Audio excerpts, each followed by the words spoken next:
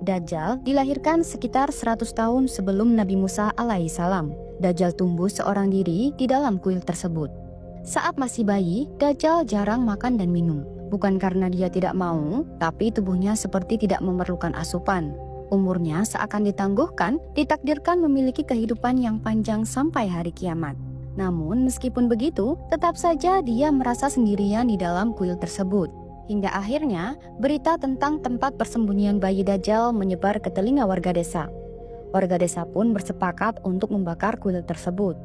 Dalam situasi yang penuh ketegangan itu, seorang pendeta tiba-tiba muncul dengan membawa bayi Dajjal dan melemparkannya ke dalam lautan yang luas.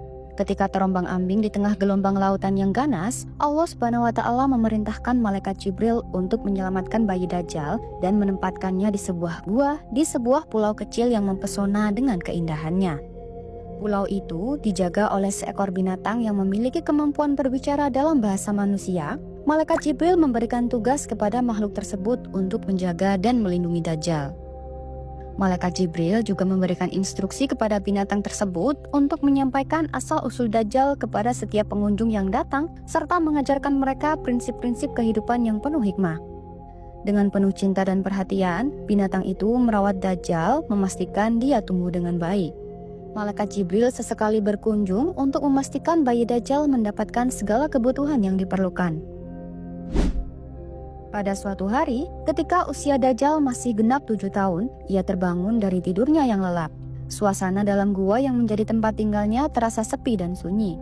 Dengan langkah kecil namun penuh semangat, ia keluar dari gua tersebut. Saat itulah ia melihat binatang yang selama ini merawat dan menjaganya.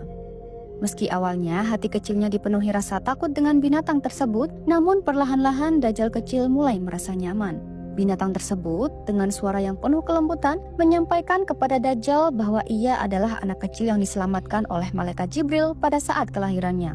Mendengar itu, Dajjal kecil merasa keheranan namun juga penuh rasa ingin tahu.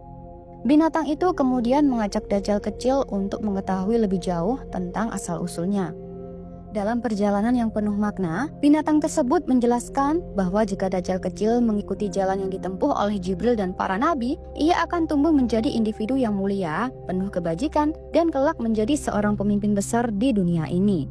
Namun, jika Dajjal kecil memilih untuk mengikuti jalan yang ditempuh oleh iblis, ia akan menjadi seorang pendurhaka yang terkutuk dan mendapatkan kutukan dari makhluk di seluruh bumi. Dajjal kecil merasa ragu dengan kebenaran perkataan binatang yang telah merawatnya. Penuh dengan rasa penasaran, ia pun meminta bukti yang dapat menegaskan kebenaran ucapan tersebut. Binatang itu, dengan penuh ketenangan dan keyakinan, membawa Dajjal kecil yang juga dikenal sebagai Samiri menuju suatu tempat rahasia di pulau itu. Mereka tiba di sebuah lokasi yang dipenuhi aura magis.